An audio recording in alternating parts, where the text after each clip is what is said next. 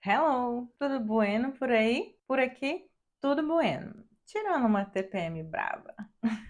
Você já sentiu que a imigração tirou de você, tirou da sua vida todas as relações que você tinha mais profundas, ou que modificou a maioria das relações que você tinha, ou criou novas relações?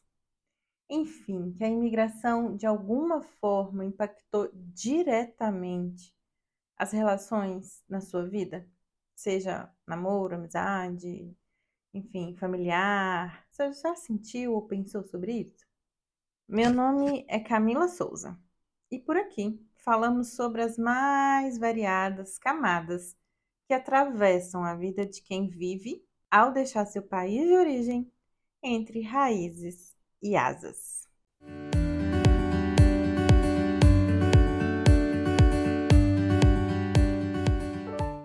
Tem um rolê que eu percebo e que eu senti, e que talvez não seja para todo mundo, mas eu vejo acontecer com algumas amigas ou conhecidas, enfim, que é a maioria das relações de amizade que a gente tem no nosso país de origem não atravessam o oceano com a gente. Eu não sei se é uma particularidade, e aí vocês me contam se aconteceu com vocês ou não. Mas é o que eu percebo na maioria dos casos. Eu sempre fui de poucas amigas, nunca fui uma pessoa que tinha um número elevado de amigos, até porque amizade para mim é uma coisa, coleguismo é outro, mas isso é tema para um outro episódio. No fundo, eu só mantive mesmo uma amizade presente na minha vida. Ou seja, é literalmente uma unidade, uma amiga que me acompanhou mesmo depois dessa mudança de país. É claro que eu tenho consideração, tenho sentimento, tenho um carinho grande por outras pessoas. Pessoas também que eu acompanho nas redes, que eu vejo mais ou menos como está a vida, mas é aquele vínculo de troca, mesmo que essa troca não seja diária, né? Porque vida de adulta, essa troca, ela só se manteve com uma pessoa. Depois, percebo também que tem uma mudança normal do fluxo da vida. Essa mudança não é necessariamente por conta da sua mudança física de onde você vive. Ela pode acontecer mesmo você continuando morando no mesmo lugar e a outra pessoa também. Porque é uma mudança interna. E às vezes comigo aconteceu antes de eu sair do Brasil, pessoas que eram muito próximas, que eu considerava muito meus amigos, minhas amigas, chegou num dado momento que eu percebi que aquilo tinha acabado. E sim, houve o luto. Mais uma vez, eu não vou entrar no mérito de amizade especificamente, porque eu não quero falar exclusivamente de amizade aqui hoje. A gente pode falar disso no outro episódio. Inclusive, se você tiver interesse, a gente fala. É só comentar e me falar que você quer saber, quer que a gente converse mais sobre isso. Mas essa mudança interna, ela pode acontecer sempre na vida, faz parte da vida, né? E aí essas relações vão se infindando, vão se afastando. Tem também uma culpa, uma ideia de que quem foi largou a gente.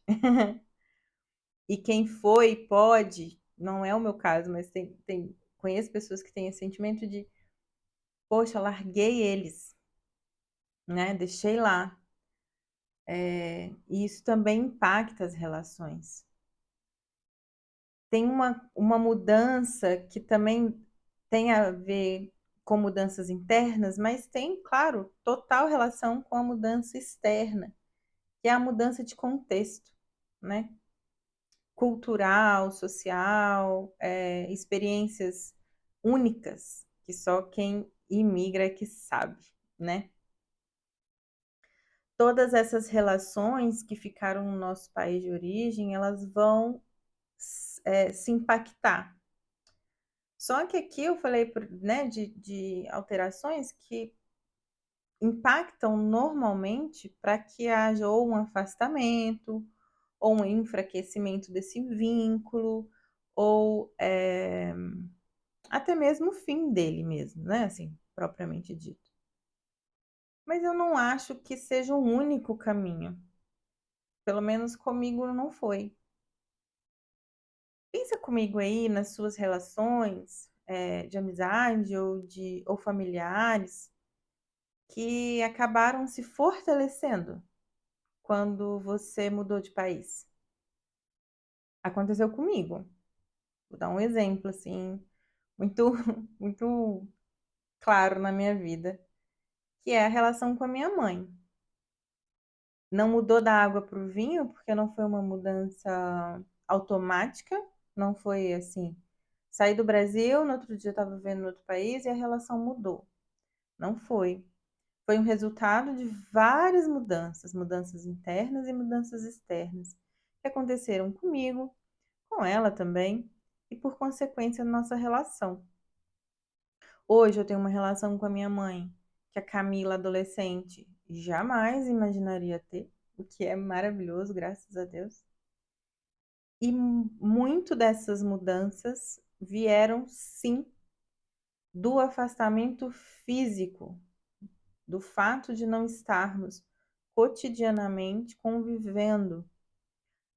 Ah, Camila, mas você podia ter mudado, saído da casa dos seus pais e estar na mesma cidade e esse vínculo ter mudado. Podia, podia, mas acho pouco provável. Eu acho que o peso da saudade, o peso de não estar tão facilmente acessível, de não ter tanta oportunidade para o atrito, que fez toda a diferença para os nossos laços terem mudado. Essa mesma amizade que eu falei que eu mantive, eu também sinto que ela se fortaleceu ao longo do tempo, porque não tem. Quando a gente pode chamar a pessoa para ir tomar um café, para ir tomar um açaí, para ir tomar um sorvete, quando a gente quer, querendo ou não, aquele vínculo ele está sendo alimentado de uma forma mais orgânica, né? Mais fácil. Mas quando a gente não pode, quando a gente precisa ou marcar na agenda, ou combinar, ou falar, olha, tá podendo falar aí agora? Enfim, e falar por videochamada só quando dá, ou de tempos em tempos, enfim, a gente acaba aprendendo que esse tempo é valioso. A gente não tem acesso a ele toda hora. E eu acho que isso impacta diretamente na percepção que a gente tem desses vínculos, nessas amizades. As relações que foram surgindo na minha vida são completamente diferentes das relações que eu tinha antes de migrar. Eu confesso que eu não sou, como eu disse lá no começo, eu não sou uma pessoa de muitas amizades, nunca fui. Mas nesse momento é menos ainda. É menos do que eu estava acostumada, assim. E acabou que, por coincidência, das amizades que eu fiz e que permaneceram até hoje, e por vários motivos, né, de permanecer ou não,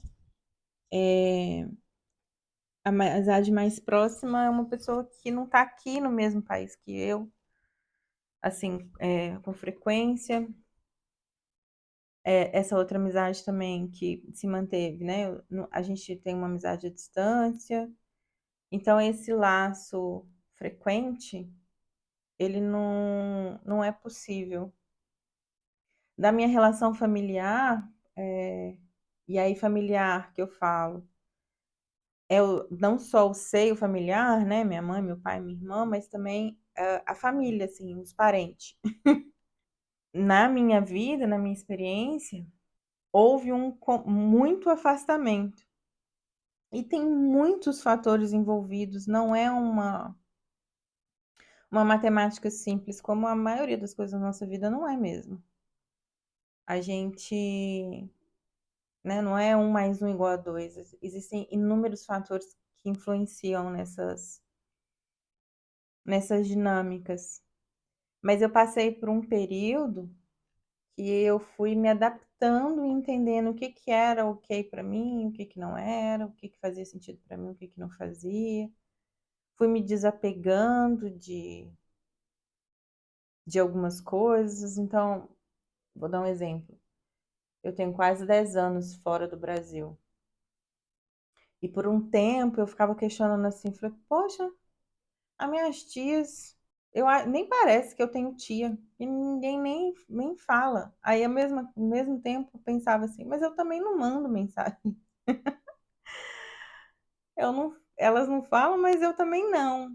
Aí depois eu mudava, né?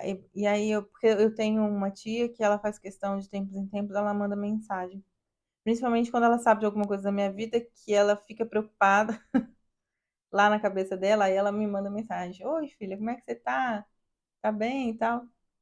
É, Mas eu já para cada relação, para cada dinâmica, eu tive o meu tempo de processamento.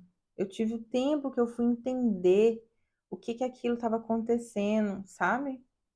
E eu acho muito legal quando eu vejo algumas coisas sobre psicologia intercultural, eu acompanho alguns psicólogos interculturais, falo disso com a minha terapeuta, né, nas minhas sessões de terapia, é, que os processos de luto, né, o quanto que a imigração tem um viés de luto de várias coisas. E uma das coisas que a gente passa por um processo de luto são sobre as nossas relações, assim, é um processão. Na minha opinião, não é uma coisa tão simples assim, porque invariavelmente haverá um luto daquilo que foi, porque não vai ser igual. Pode aprimorar, pode ser melhor, pode fortalecer, mas não vai ser igual. Vai ter um período de adaptação, vai ter um período da gente entender o que para cada um funciona, o que que não funciona. Vai ter o período de afastamento, porque eu acho que tem isso também nas relações, que tem época que a gente está mais próximo, e as relações afetivas também isso acontece, mesmo quando a gente está morando junto, quando a gente está, ou não, ou cada um mora na sua casa, mas tem uma relação afetiva amorosa ali, tem um momento que está muito conectado, depois desconecta um tiquinho, depois volta a ficar muito grudadinho, depois desgruda, né?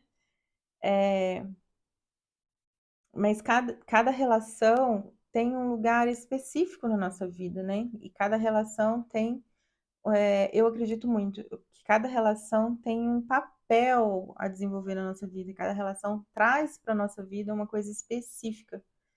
Eu não acho que os afetos são substituíveis, mas também não acho que há algum deles que alguém não possa ser feliz na ausência de algum deles. Vou explicar.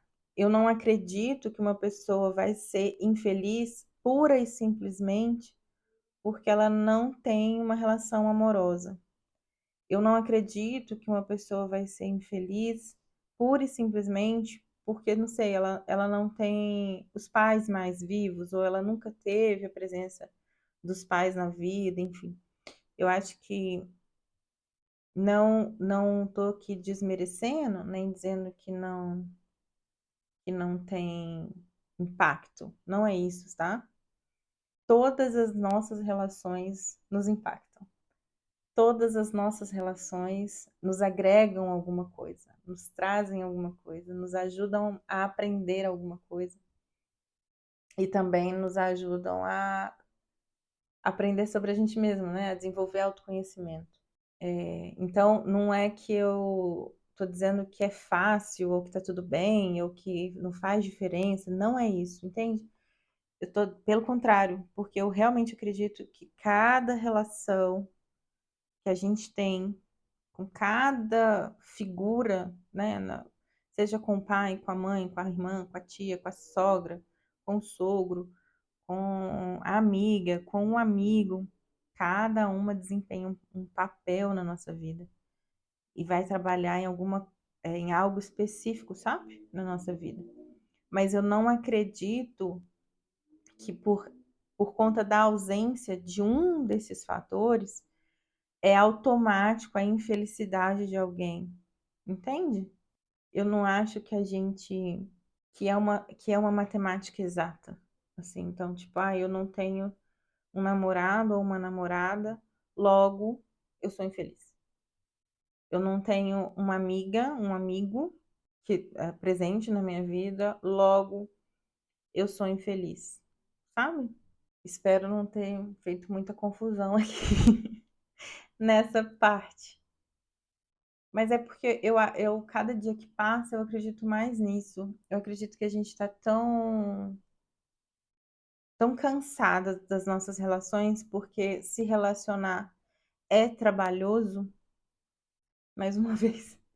Se relacionar é trabalhoso. Não existe relação sem trabalho. E trabalho não é trabalho remunerado, obviamente, é o seu esforço. Não vai ter amizade se os dois lados não trabalharem para que aquele laço permaneça. Não vai ter um namoro saudável se os dois lados não se dediquem a que esse namoro. Essa ideia, sei lá, midiática, eu não sei de onde ela veio, na verdade, de que relações, principalmente afetivas, são fáceis. Uma relação boa é aquela relação que não tem esforço, que uma relação boa é fácil e não vai ter problema, não vai ter discussão. Gente, mentira! Mentira da braba. E isso vale para mãe, para pai, para irmã, para amizade. Você pode ter uma amizade profunda com alguém, que você já teve momentos de tensões, que você já discutiu, que você já teve um problema e falou: cara, porra, agora eu tô brava com você. E essas relações que você pode dizer: olha, eu tô brava com você, são as relações mais significativas, são as relações mais verdadeiras, são as relações mais profundas. Não tem como a gente criar profundidade em algo que fica no raso. Eu sei que é uma frase idiota, mas é a verdade. Se você se relaciona com outras pessoas só falando de como o dia tá legal, de como a viagem foi massa, como, enfim, só as coisas por cima, sem dar detalhes, sem demonstrar vulnerabilidade, sem acolher a vulnerabilidade da outra pessoa. Desculpa, mas você não tem uma amizade, você tem um coleguismo. Se você não acolhe a vulnerabilidade de com quem você se relaciona afetiva amorosamente, você está relacionando sem profundidade, você está se relacionando sem fortalecimento do vínculo. Brené Brown fala muito isso no livro dela, e eu acho maravilhoso, que é A Coragem de Ser Imperfeito. Não existe vínculo sem vulnerabilidade. Isso vale para todas as relações. Teve um momento da minha vida que eu pensei assim, eu falei, cara, eu acho que os meus pais, apesar deles acharem que eles me conhecem, eles não me conhecem. Porque a gente não conversa, a gente nunca teve a oportunidade de conversar sobre o que eu acho da vida, o que eu quero da vida, o que eu imagino. O que eles acham que eu acho é o que eles deduzem que eles, a partir de interações que a gente tem no dia a dia, e que pode estar muito contaminada, e tem muita chance de estar, pelo como a gente se afeta pelas outras camadas dessa relação. E aí, depois de um tempo, isso tem muitos anos que eu pensava bem sobre isso. E aí, dos últimos anos, com o fortalecimento dessa relação, que foi sim através de conversas profundas com a minha mãe, é que hoje a gente tem a relação que a gente tem. Então, hoje, se alguém me perguntar, e, né, comentando aqui, hoje eu acredito que a minha mãe me conhece. A gente já teve conversas de várias coisas. E de mesmo de visão de mundo, de falar assim, olha, o que que eu quero pro futuro, sabe? De falar sobre velório, do tipo, cara, eu quero ser cremada, eu não quero ser cremada.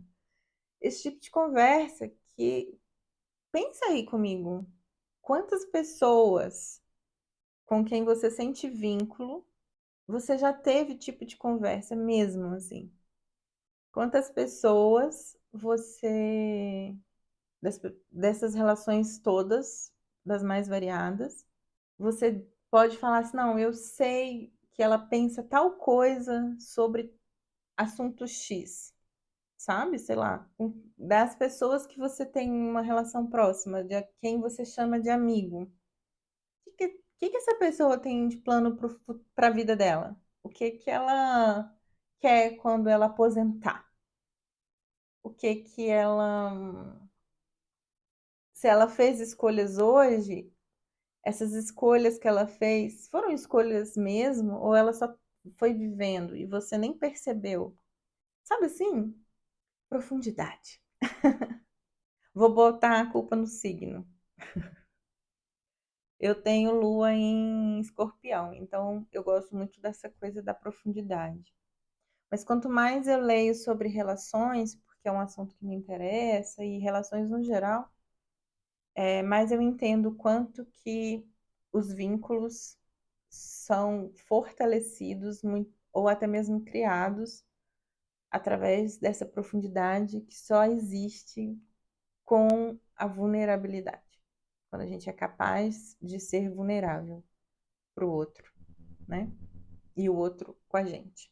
Tem um rolê da migração que é como que é gostoso você criar um vínculo com alguém que imigrou como você. Tem um gosto especial, porque é muito comum que as pessoas que ficaram, né, que as pessoas que ficaram e que nunca migraram, elas tenham dificuldade em entender algumas nuances daquilo que a gente conta, daquilo que a gente passa.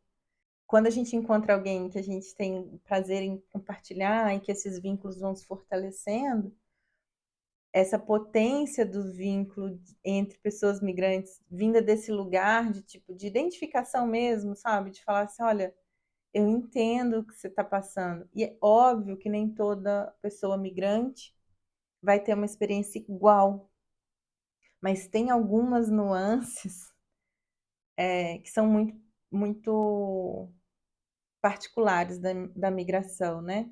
Tem, e tem um aspecto da vulnerabilidade que pega aí nesse lugar. Porque migrar é estar vulnerável, migrar é ter coragem de estar vulnerável. E mesmo quando alguém migra com muita estrutura, né, assim, tudo muito planejadinho, tudo muito organizado, é um novo desconhecido, é necessariamente um novo, por ser novo, desconhecido, que nos deixa vulnerável, né? Então, quando a gente conhece uma outra pessoa que está nessa situação de vulnerabilidade, assim como a gente, esse laço é especial. É fácil? Não. Principalmente dependendo do seu contexto de imigração, por exemplo, o meu contexto de imigração foi do corre. Foi de viver no corre mesmo, assim. Por muito tempo eu falo que a sensação é que eu estava sobrevivendo. Hoje ainda, em alguns momentos, eu ainda sinto isso, em certos aspectos. Então, não necessariamente uma pessoa que migrou, se ela talvez não veio no corre, ela teve uma imigração mais tranquila, ela encontrou um outro contexto, uma realidade principalmente socioeconômica diferente de você, ela tem a dificuldade de se identificar com a sua história. Então, essa não é porque migrou que necessariamente as pessoas que você vai encontrar vão se identificar, né? Vai rolar aquela identificação entre vocês. Tem uma pirâmide que chama Pirâmide de Maslow. Foi um cara da administração que ele ranqueou as prioridades, assim, as necessidades. E na base da pirâmide é as necessidades fisiológicas.